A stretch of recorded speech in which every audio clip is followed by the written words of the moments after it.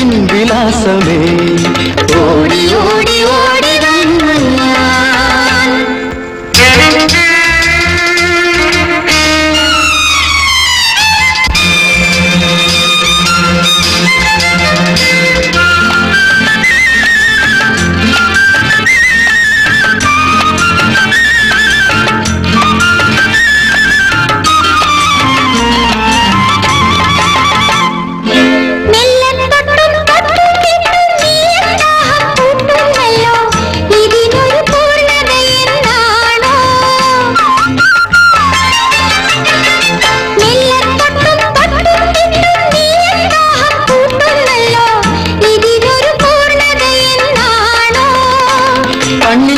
ആനന്ദമേ കൂടെ പോരു നീ എന്നും രോമാഞ്ചമേ മൂടു എന്നെ നീ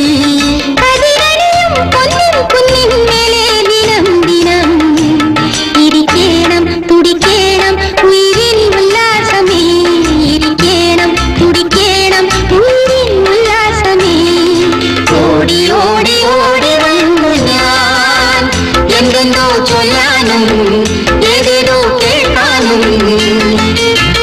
ആയിരം മാരിവില്ലുകൾ ആശയിൽ മാല കോർത്തവേ നെഞ്ചിൻ താളം മാറുന്നു എന്നരികെ നീ നിൽക്കുമ്പോൾ ഓടി ഓടി ഓടി വന്നു ഞാൻ.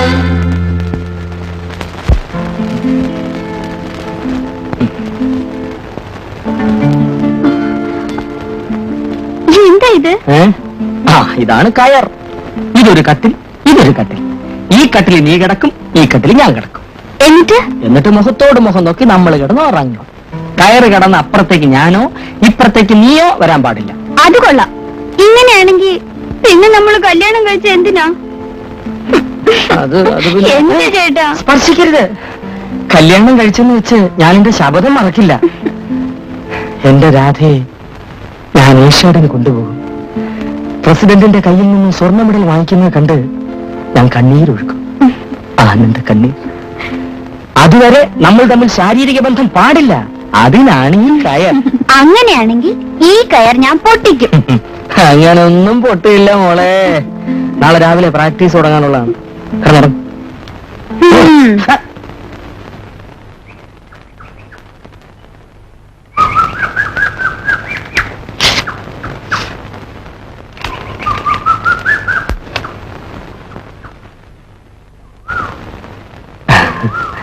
എന്താ എഴുതിയിരിക്കുന്നത്?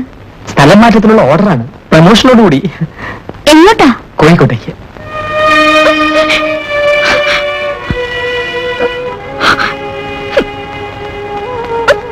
ഈ കോഴിക്കോടെന്ന് പറയുന്ന കടലിനക്കരയൊന്നുമല്ല. പിന്നെ എന്തിനെല്ലാരും ഇത്രയേറെ ദുഃഖിക്കുന്നു? അവർ പോയിട്ട് വരട്ടെ, സന്തോഷമായിട്ട് യാത്ര അയക്കണം. അവിടെ ചെന്നാൽ ഉടനെ എല്ലാ വിവരങ്ങൾക്കും കത്തെഴുതണം. അയക്കാം.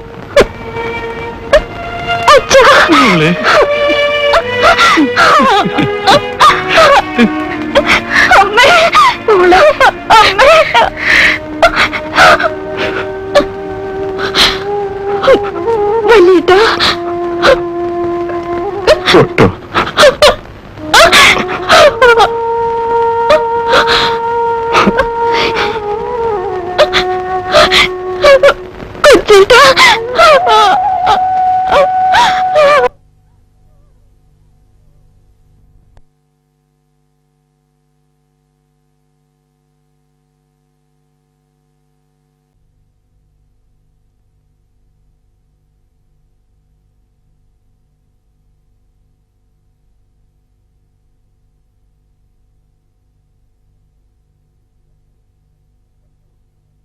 തൊട്ടോ?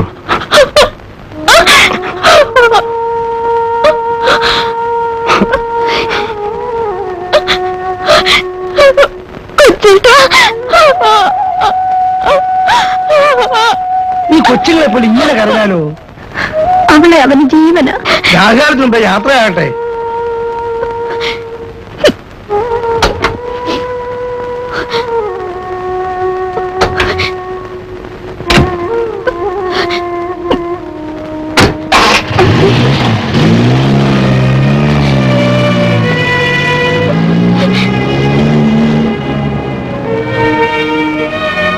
വീട്ടിൽ ഒരു പെണ്ണുണ്ടായിരുന്നു, പോയി.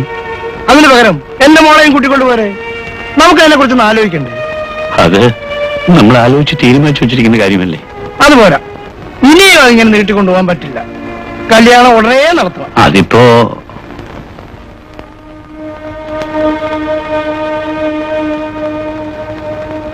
ചേട്ടൻ നിൽക്കുമ്പോ അനിയൻ കല്യാണം ചെയ്യുന്നത് ശരിയാണോ? എങ്കിൽ ചേട്ടന്റെ കല്യാണം നടത്ത്. വെറുതെ ഇങ്ങനെ സമയം കളഞ്ഞിട്ട് എന്താ കാര്യം?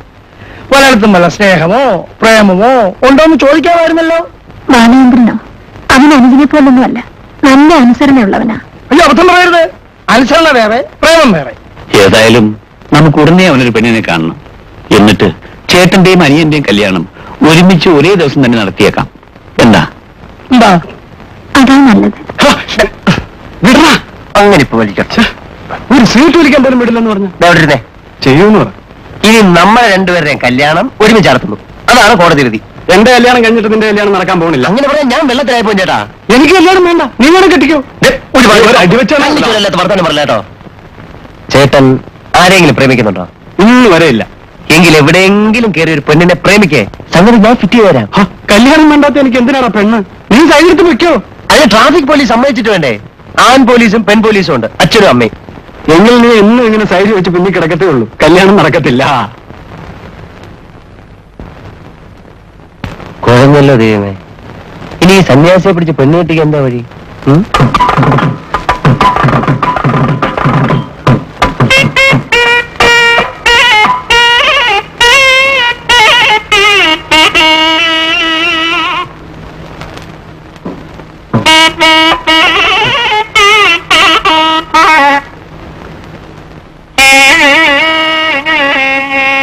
ഭക്തേ, ഈ ദേവനെ തീരെ ഗവനിക്കാൻ പോവാണ്. ഒന്ന് തൊഴിലിട്ടെങ്കിലും പോ. ദേവന്മാരിരിക്കേണ്ടതേ അമ്പലത്തിനകത്താ. ഞാൻ ചുറ്റമ്പലത്തിനകത്താണല്ലോ. ഈ ദേവനിപ്പോ എന്ത് വേണം? ഇവിടെ വെച്ച് പ്രസാദമല്ലാതെ ചോദിക്കാൻ പറ്റുമോ? തൊട്ടോളൂ. ആ, സ്നേഹമുണ്ടെങ്കിൽ തൊടിയിച്ചതാ.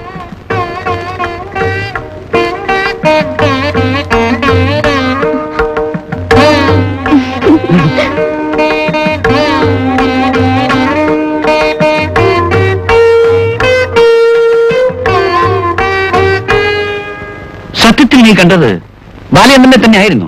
അത് കൊള്ളാം. നമ്മുടെ മോനെ കണ്ടാൽ എനിക്കറിയത്തില്ലേ? എനിക്കത് വിശ്വസിക്കാൻ ഒക്കുന്നില്ലല്ലോ ലക്ഷ്മി. ആദ്യം എനിക്കും വിശ്വാസമായില്ല. സൂക്ഷിച്ചു നോക്കിയപ്പോഴല്ലേ സംശയം തീർന്നത്. ബാലേന്ദ്ര, നീ എവിടെ പോയിരുന്നു? ഞാൻ വർഷാപ്പിൽ നിന്ന് വരിക. നീ അമ്പലത്തിൽ പോയിരുന്നു? ഇല്ല, ഞാനങ്ങനെ അമ്പലത്തിൽ പോകാറില്ലല്ലോ. പിന്നെ നിന്റെ നെറ്റിയിൽ എവിടുന്ന ഈ ചന്ദനക്കുറി?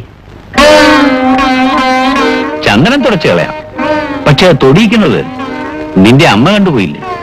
അതിനെന്താ ഒരു പരിഹാരം?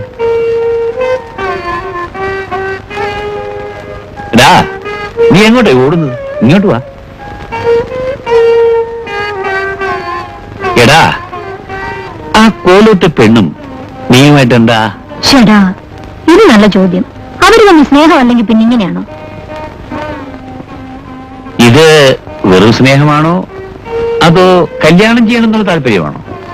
അത് നടക്കില്ല അച്ഛാ. അതെന്താ? ആ കോവിലവുമാണെങ്കിൽ ആകെ നശിച്ചു കിടക്കുകയാണ്. അച്ഛന്റെ ഇന്നത്തെ നിലയ്ക്ക് ഭയരപ്പാളി. എടാ, നിന്റെ തന്തയെന്ന് പറയുന്നത് ഞാനേ ഒരു സാധാരണ കൂലിപ്പണിക്കാരനായിരുന്നു. അറിയാവിടെ എനക്ക് കോലോത്തിയൊന്ന് പെണ്ണി ചോദിക്കാൻ അന്നും ഇന്നും എനിക്ക് അർഹതയില്ല.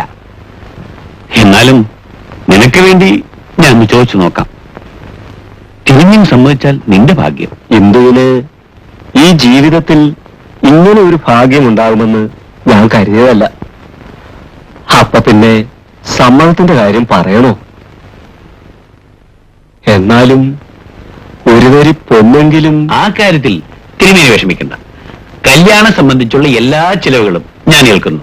എനിക്ക് തിരുമേനിയുടെ സമ്മതം മാത്രം മതി. അല്ലേ, ഇത് ഈശ്വര നിശ്ചയമാ. അപ്പോ അത് മംഗളായി അങ്ങറങ്ങ് നടക്കട്ടെ.